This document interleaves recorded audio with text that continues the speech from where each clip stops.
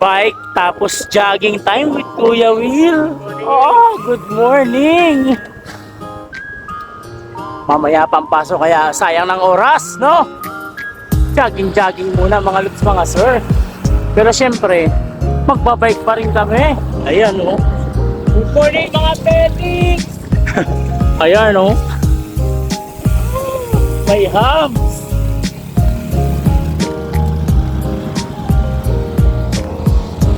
Tara, G.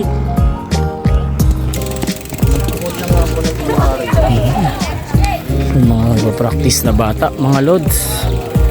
Kuya Will! Sa akin naman nga. Bigyan mo ang sakay pa pa.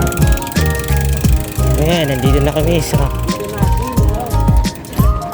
Diba, ang ganda dito mga idol. Dito nawan, ano? Ayun, no? With Kuya Will. Ayan, no? Tamang jogging muna kami, mga lods, mga sir.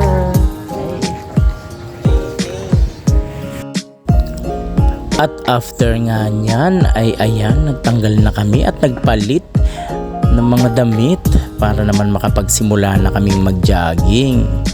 Ayan, binibilisan na namin at itinabi na namin ang aming mga gamit. Siyempre, dinala namin ang aming mga cellphone at wallet kasi baka mawala. Kasi nandun yung mga importanteng gamit namin. At ayan, kitang-kita nyo naman. Chinek muna namin ang aming mga bike bago namin iwan at stretching ng kaunti para naman hindi mabigla ang katawan kasi ngayon na naman lang tayo tatakbo mga lods, mga sir. Kailangan ayusin ang sapatos bago tumakbo at sa time ngang yan ay may mga nagpa-practice din ng mga players ng school sa Binyan kasi may congressional meet yata silang magaganap dyan mga lods, mga sir. Ang daming tao at nag-prepare na kami ni Kuya Will para magsimulang tumakbo. Ayan, nag-ikot-ikot na kami dyan at nakailang rounds din kami para naman talagang pagpawisan mga lods, mga sir. Oh. Kita nyo naman. At maya-maya nga ay nagratratan kami ng kaunti ni Kuya Will para naman may challenge.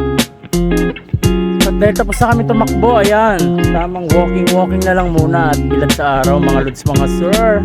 Kuya Will!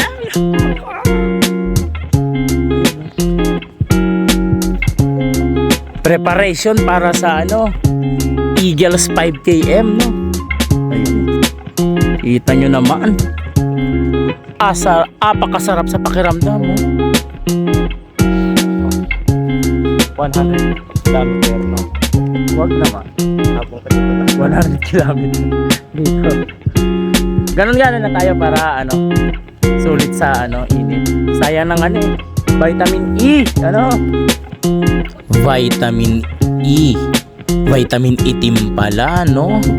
Pero after namin mag-walking ay syempre hindi namin kinalimutan na mag-stretching ulit para naman hindi manigas ang aming mga masil-masil. Kita nyo naman si Kuya Will, no?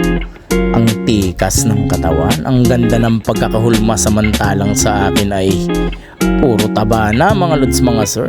Lamon pa more. Kaya maganda rin na kahit papano ay nakakapagpapawis tayo para mailabas natin yung mga toxic sa ating katawan mga lods, mga sir. Di mo naman kailangan ng mahabang oras, ang importante ay makapagbilad ka at makapagpapawis kahit mga 30 minutes lang. And ang benefits pa dyan ay nasisinagan ka ng araw, kaya natural yung pawis na lalabas sa'yo at magkakaroon ka nga ng vitamin E at vitamin S. Sunog pala mga lods, mga sir. Kita nyo naman yan, no? Pitik-pitik ng konti. After mag-jogging, alam na, food trip na, no? With Kuya Will.